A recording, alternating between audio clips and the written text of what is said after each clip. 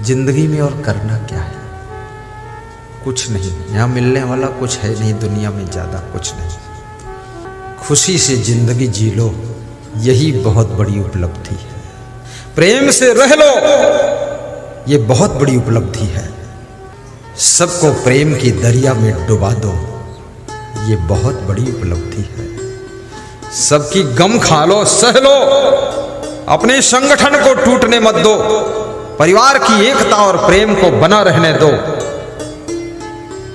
बस संसार में इसी में सुख है। राग द्वेष मत फैलाओ, ईर्ष्या भी मत करो किसी से, कुछ भी मिलने वाला नहीं।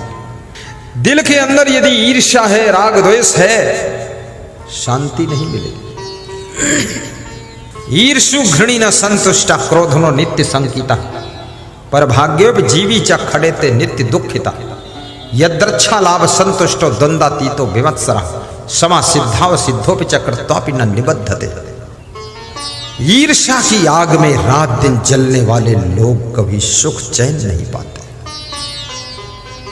जो दूसरों की उन्नति देख करके प्रसन्न होता है और दूसरों को दुखी देख करके जिसका मन दुखी हो जाता है, पद्म पुराण का ऋषि कहता है वो साक्षात धरती का हरि भगवान होता है, वो भगवत स्वरूप होता है और भगवान कहीं अलग नहीं होता है। जो दूसरों की खुशी में खुश होता है और दूसरों के दुख में द्रवित होता है, ये भगवान का गुण होता है, यही भगवत लक्षण होता है।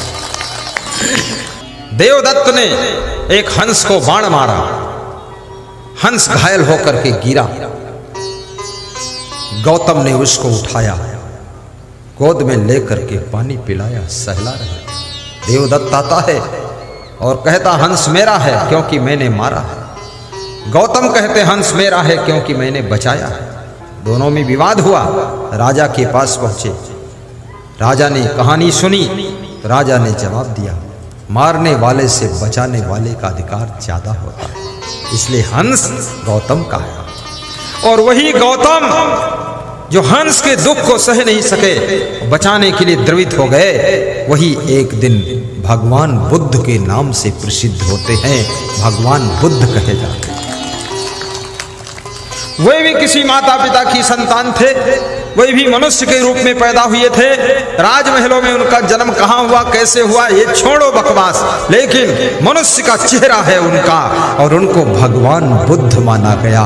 याद रखना, यदि आपके अंदर दया है, करुणा है, रहम है, तो ये लक्षण भगवान का है, फिर आप स्वयं भगवान के रूप हैं, भगवान के रूप है। ईर्ष्या द्वेष से बचो, जलन मत करना किसी से। कई बार लोग किसी का बढ़ता हुआ नाम देख करके जलने लग जाते हैं कि इसके नाम को बिगाड़ना है किसी तरह से। और याद रखना, आपका नाम बढ़ने लग जाए, धन धाम बढ़ने लग जाए, दौलत बढ़ने लग जाए, शक्ति बढ़ने लग जाए, तो ज्यादा विनम्र हो जाना, अपनी शक्ति का दुरुपयोग मत करना, किसी को सताने में शक्ति मत खर्च कर देना, अन्यथा शक्तियां पुनः एक कुदरत वापस लेना शुरू कर देती है। शक्तियां उसके पास में परमानेंट रहती हैं जो अपनी शक्तियों का सदुपयोग करता है, शक्तियों का प्रयोग दूसरों की रक्षा करने में करता है, उसकी शक्तियां निरंतर बढ़ती चली जाती हैं। जो अपनी शक्तियों का दुरुपयोग करता है, दूसरों को सताने में शक्ति खर्च करता है, वो एक दिन शक्तिहीन हो जाता है, वो शक्तिहीन हो जाता है। अपन तेज समारो आपै, गाइए। अपन तेज समारो आपै, तीनों लोक हाँकते काँपै, तीनों लोक हाँकते काँपै, अपन तेज। हनुमान चालीसा की चौपाई है, दोहराइए, 3 बार दोहराइए, सब महिलाएं भी गाएं। तीनों लोक हाँकते काँपै। बहुत मस्त चौपाई है। अपना तेज, आप पास कौन कौन तेज है, वो तेज तुम संभाल नहीं पाते, तेजहीन हो जाते हैं। तेजस्वी बनो, तपस्वी बनो, ओजस्वी बनो, यशस्वी बनो, कीर्तिमान बनो। आपके पास वाणी का तेज है, दृष्टि का तेज है, आपके पास में बुद्धि का तेज है, आपके पास में चरित्र का तेज है, आपके पास में सुंदर स्वभाव का तेज है। इस तेज को संभालो, कहीं इस माया मोह के संसार में आपका स्वभाव बिगड़ न जाए, वाणी बिगड़ न जाए, चरित्र बिगड़ न जाए, कहीं आचरण खो न जाए, और कहीं आपकी तेजस्विता छीड़ ना हो जाए। अपन तेज संभालो। आप हनुमान चालीसा कहती है, अपनी वाणी के तेज को भी संभालिए। आपकी वाणी ये गाली दे दे करके वाणी तेजहीन हो जाती है, इसलिए गालियां मत बको, कोई फायदा नहीं। कितनी स्त्रियां तो अपने पतियों को भी गाली देती है और पति से कहती हैं ये मर गया, नाश काटा और गेहूं काटा और भूसा उठाया। फालतू बात बोलते। कितने पुरुष भी इतने क्रोधी हैं, अपनी पत्नी को बहुत गाली देते हैं। तो याद रखना, गाली मत दो। जैसी पत्नी है वही तुम्हारे भाग्य में थी। अब बस स्वीकार करो, जो भी मिली है उल्टा पलटा करती है। कितने लोग बहुत पुण्य कमा चुके हैं, उनको बड़ी बुद्धिमान पत्नी मिली है, समझदार, इशारे से काम करती है। और जिनके पुण्य थोड़ा कमजोर है उनको थोड़ा बुद्धू भी मिली है। चाय मांगते हैं तो गिलास में ला कर देती है और पानी मांगते हैं तो कप में ला कर देती है। पति सोचता है इतनी भी बुद्धि नहीं, तो बताती है पीना तो है और क्या करना है, कप से पी लो, क्या फर्क है। बुद्धिमान पति मिल जाए तो समझो कोई जन्म का पुण्य था। बुद्धिमान पत्नी मिल जाए ये कोई पुण्य से ही मिली है। बुद्धिमान बेटा मिल जाए माँ बाप का पुण्य है। बुद्धिमान शिष्य मिल जाए, विवेकवान शिष्य, वैराग्यवान शिष्य, गुरु का कोई जन्म का पुण्य है। और सुयोग्य गुरु मिल जाए, वैराग्यवान गुरु, तेजस्वी गुरु, ओजस्वी गुरु, ज्ञानी गुरु, ध्यानी गुरु, सदाचारी गुरु, जितेंद्री गुरु, ऐसा गुरु जो कल्याण का काम कर दे शुरू, ऐसा मिल जाए गुरु तो समझ लो पूर्व जन्म का बहुत ढेर पुण्य था, इसलिए ऐसा गुरु मिला। इसलिए खूब पुण्य कमाओ। तुम गाय की सेवा करते हो, पंछियों की रक्षा करते हो, जीवों पर दया करते हो, प्यासे को पानी पिलाते हो, भूखे को भोजन खिलाते हो, अतिथि का सत्कार करते हो, संत का आदर करते हो, सत्संग समागम कराते हो। ये सब करने से बहुत बड़ा पुण्य इकट्ठा होता है। दान करने से भी पुण्य होता है। किसी के दुख को दूर करते हो तो पुण्य इकट्ठा हो जाता है। हमारे पास में एक माता जी आई पिछले गांव में, बोली मेरी चैन खो गई, गले की चैन। तो मैंने ऐसा फूल उठाया, उनके सिर पे लगाया। हमने कहा माता जी दुखी मत होना। तो वे अपना बटुआ खोलने लगी और बटुआ से 100 रुपये निकाल कर दान दे। हमने कहा माता जी चैन खो गई और फिर भी 100 रुपये दान दे रही हो। बोले ये 100 रुपये के दान से इसी पुण्य से दूसरी चैन मिल जाएगी। तो हमने कहा आप ज्यादा दुखी नहीं हैं? बोले आपके ज्ञान से दुख नहीं हो रहा है, दुख नहीं हो रहा। तो मैंने कहा आशीर्वाद है, मिल जाएगी चैन, मिल जाएगी। याद रखना, माताओं बहनों से नम्र निवेदन करूँगा, जब सत्संग में आया करो, सोने चांदी के गहने घर में सुरक्षित रख करके तब आया करो। सत्संग में आओ, गुरु जी की माला पहन लो। वहाँ दुकान पर, साहित्य की दुकान पर गुरु की लाकेट वाली माला बिक रही है, खरीद लो 10-10 माला, पहन लो 1-1 माला और कुछ घर वालों को पहनाओ जा करके, वही शोभा देता है। और दूसरा निवेदन है, जब गुरु जी को प्रणाम करने आओ, आशीर्वाद लेने आओ, तो लाइन लंबी लगा लो, धक्का मुक्का मत करो। एक के पीछे एक, बारी बारी बारी बारी प्रणाम करते जाओ, गुरु जी का आशीर्वाद लेते जाओ। फट से इधर सामने निकलते जाओ, साइड से आओ और सामने निकल जाओ। एक दूसरे को छुओ मत, धक्का मत मारो। गुरुजी जाएंगे कहाँ? चारों तरफ से आपके बीच में घिरे हैं गुरुदेव, जा कहाँ सकते? 10 मिनट ज्यादा लगेगा, फर्क क्या, धक्का नहीं मारना। लेकिन माताओं बहनों में एक विशेषता होती है, ये धक्का मारती भी है और धक्का खाती भी है। और तब इनको अच्छा लगता है कि 2-4 धक्का लगे, बड़ा अच्छा लगा। नहीं, धक्का मारो भी मत, धक्का खाओ भी मत, शांति से नियम से आना चाहिए। गुरुदेव के निकट से दर्शन कर लो, चुपचाप उतर जाओ। हमारे ऊपर फूल वूल मत डालो, हाँ ऊपर नहीं डालो, वो तो पत्थर की मूर्ति होती है, उसके ऊपर डाला जाता है। ऐसे तुम मेरे ऊपर डालोगे, कोई दूध ला के डालता है, कोई पानी चढ़ा दे, कोई बेलपत्र चढ़ा दे, कोई चावल डाल दे, ये नहीं, ऐसा नहीं है। गुरु जी के सामने टेबल लगा, उस पर रख दीजिए, बस हम ले लेंगे वहां से, सब मिल जाएगा गुरु जी को। और गुरु जी के चरण भी मत छू, नहीं चरण नहीं छूना है। तो फिर गुरु जी को हाथ जोड़कर बोलना है, साहिब बंदगी, निकल जाना है। तो क्या छूना है? गुरु जी के आचरण छू लेना है।